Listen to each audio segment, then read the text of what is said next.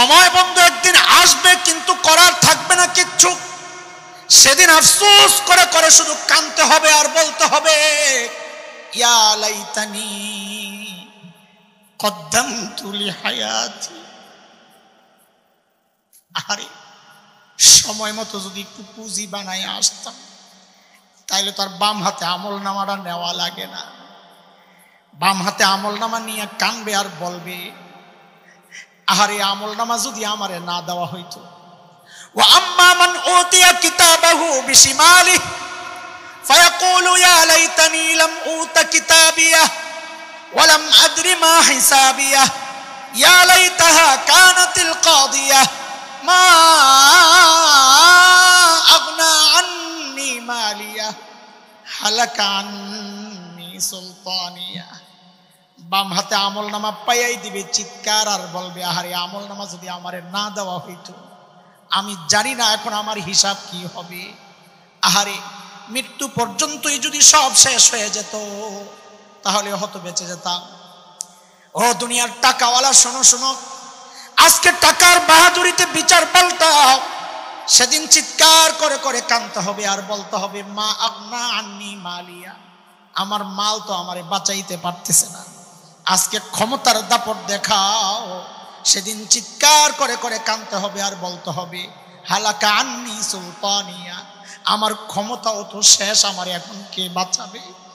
আওয়াজ আসবে, আওয়াজ। মালিক আযাবের ফেরেশতাদেরকে হুকুম করবেন, খুযুহু ফাগুল্লুহু সুম্মাল জাহিম সাল্লু। ধর এগুলারে, ধর এগুলারে, বান বেড়ি পড়া, টাইনা টাইনা জাহান্নামে লয়া যা। বলে বেড়ি কেমনে পড়াবে? আহারে কোরআনের পরের আয়াত, সুম্মা ফি সিলসিলাতিন যারউহা ৭০ যিরাআন ফাসলুকু। ৭০ গজ লম্বা শেকল দিয়া তাদেরকে পেঁচানো হবে। হযরত আব্দুল্লাহ ইবনে আব্বাস ব্যাখ্যা করেন, এই লম্বা শেকল দিয়া কেমনে পেঁচাবে?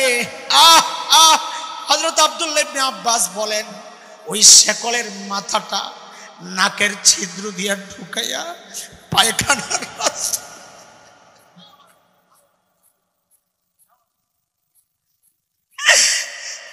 নাকের ছিদ্র দিয়া ঢুকাইয়া পায়খানার রাস্তা দিয়া বের করে পেঁচাইয়া পেঁচাইয়া নিয়ে পালাইয়া দেওয়া।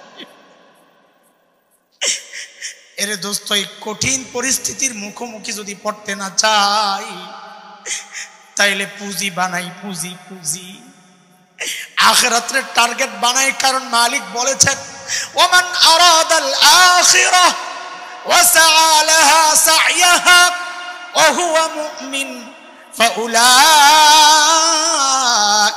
কানা সা'য়ুহুম মাশকুরা। আমাদের এক নম্বর ভুল, আমরা দুনিয়ার টার্গেট বানাইছি। টার্গেট বানানোর কথা বলেন না সবাই, টার্গেট বানানোর কথা বানাইছি। বলেন ইনশাআল্লাহ আখিরাতকে টার্গেট বানাবো, ইনশাআল্লাহ ইনশাআল্লাহ টার্গেট ইনশাআল্লাহ আখিরাত ইনশাআল্লাহ।